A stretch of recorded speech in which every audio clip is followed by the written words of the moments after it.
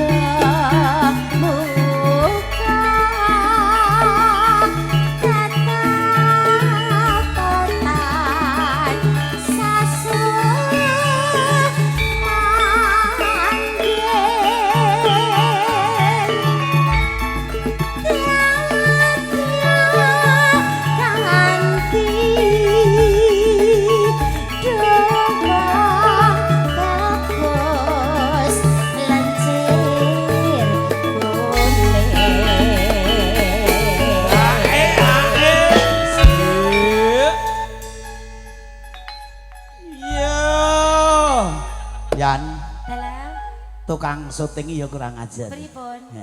Nek nyuting penyanyine disi-disian. Aku tak nyutinge. Aku. Disi-disian. Nek nyuting uyon-uyon. Piye? Ora gelem disi-disian. Lah piye? Kowe ae. Lho. Kowe ae. Lah apa bedane lho Pak Lho, Dul? beda. Lah pripun? Mergo nek uyon-uyon kan sindene lungguh, ya ta? Nek penyanyi kan ngadeg.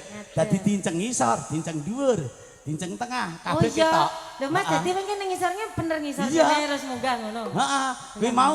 Ya ngaku ora. Iya. Iya ta? Diomongi kok. Tukang syuting titenono, angger nyuting penyanyi, mesti disi-disian. Aku wae.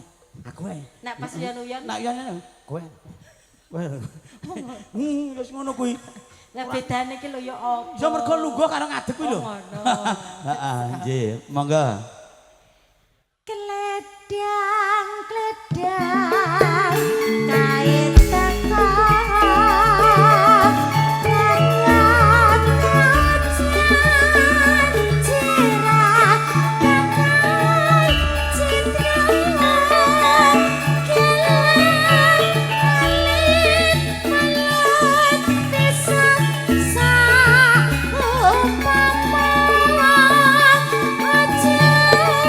lalu li kale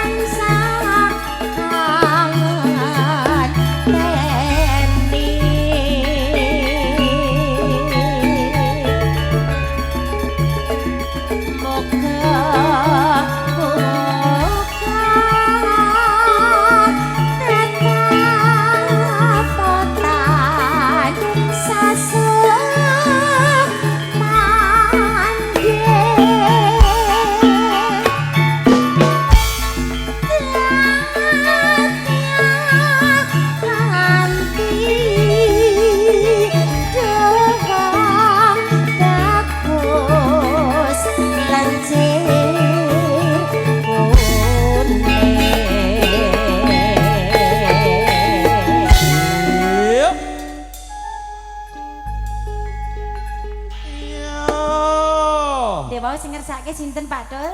Kalau Pak sinten? Pak Yanto? Karno. Pak Karno. Heeh, Pak Karno Karno. saking mriki mawon. Ponorogo do saking di Ponorogo. Kerusuting. Oh, makaten saking Gasta video syuting. Ponorogo. Ponorogo. Nggih. Nembe sepindah mriki nggih. Iya. Kepanggih kalian Gasta nggih Pak Dul. Ya awak dhewe tau ning Ponorogo kok. Nggih, kersa teng Mospati, Pak. Kersa lho, Pak. Gelem lho, Pak. Sama teng Mas Wati purun? Purun. Oh, Wah, purun. Nggih kapan-kapan Pak, mbok naik wonten job. Nggih. Nggih, mangga. Kledang, kledang, kait teko, ternyata janji gagal citra, kelan alit balot pisang saupama aja